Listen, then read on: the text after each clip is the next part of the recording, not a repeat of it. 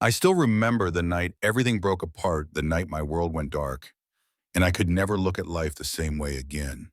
It started with a phone call, the kind no parent should ever get. The officer's voice was low, heavy, almost like he didn't want to say the words out loud. "Sir, we found a body at the old mill. It's your daughter."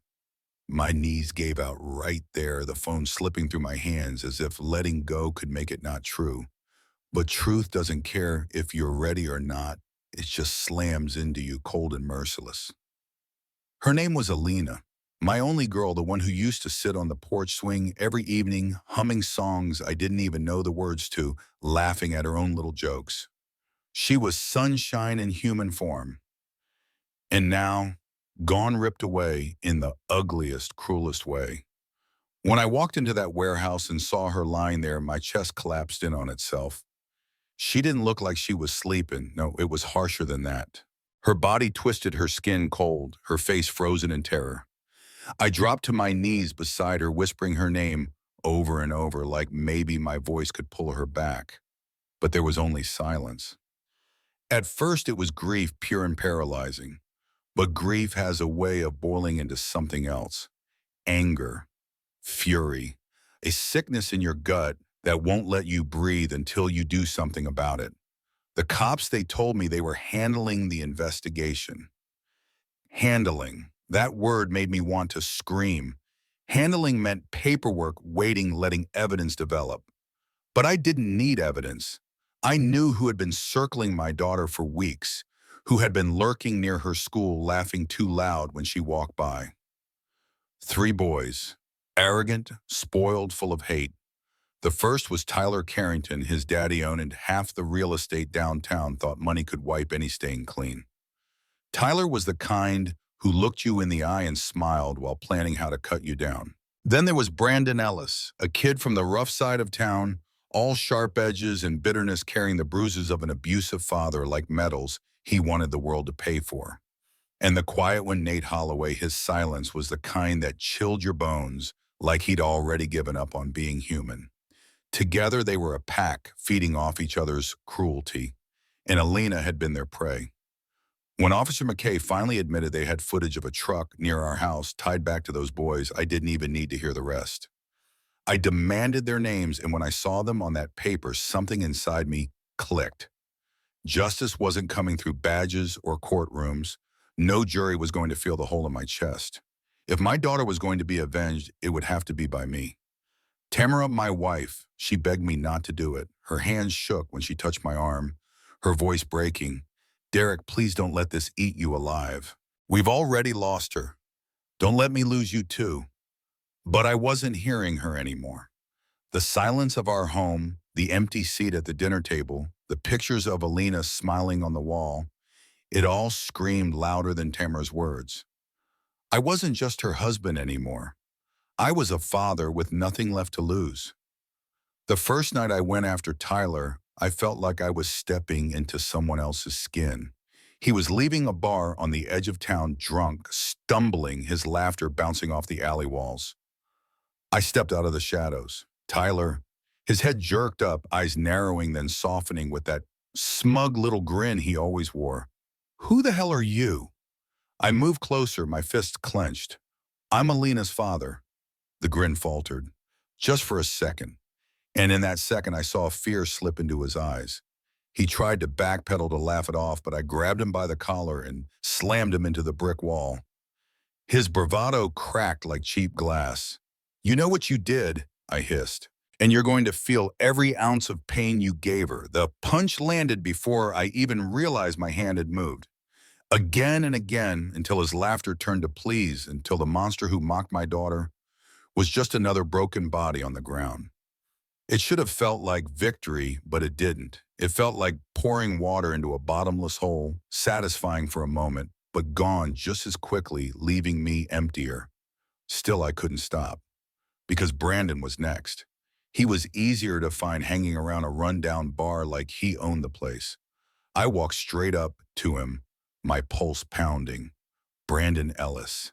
His eyes flicked up, recognizing me instantly. "Look, man, I cut him off, shoving him back into his chair." "You didn't what?" You didn't take her life. You didn't laugh while she begged for mercy. His face twisted, half rage, half guilt.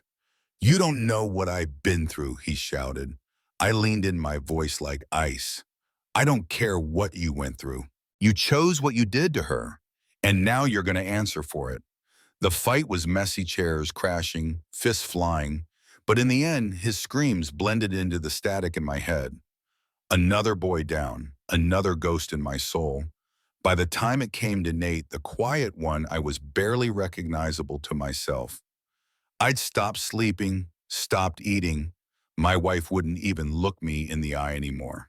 I found Nate in his apartment, the place reeking of cigarettes and mildew.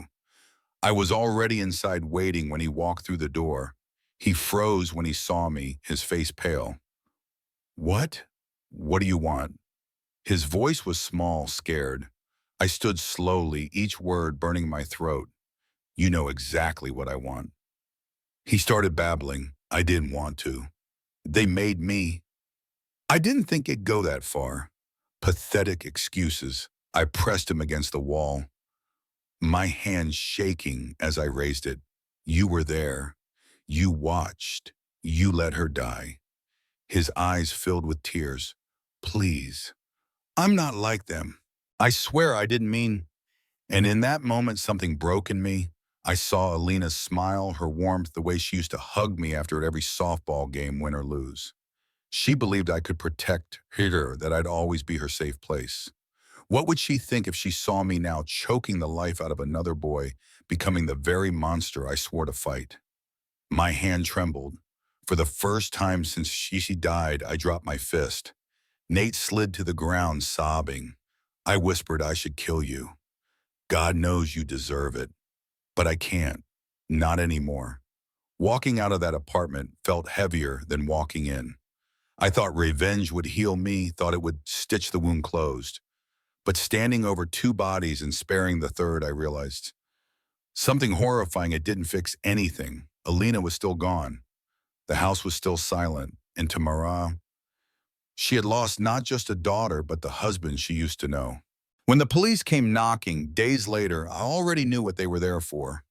They didn't need to say it. I could see it in their eyes. The bodies had been found. Whispers had spread. They looked at me like they weren't sure if I was a grieving father or a murderer hiding behind grief. Maybe I was both. That night, Tamara finally spoke the words I'd been avoiding. Her voice was soft, almost too soft. Did it bring her back? Did it bring you peace? I couldn't answer. My throat closed up, my chest aching with a truth I didn't want to admit. No, it hadn't brought her back. It hadn't brought me peace. It had only hollowed me out further, left me staring at the ruins of my life with nothing left but regret. So here I am telling you this, not because I'm proud, but because maybe someone out there needs to hear it. Revenge doesn't give you back what you lost. It just takes more from you piece by piece until you don't recognize yourself in the mirror. But I'll ask you this. If it were your child, if justice failed you, if the system turned its back, would you have done the same? Would you have let them walk free laughing while your daughter's picture gathered dust on a police desk? Or would you have taken justice into your own hands, even if it meant losing everything? Think about it and tell me down below. What's justice? What's revenge? And where do you draw the line? Because once you cross it, there's no going back.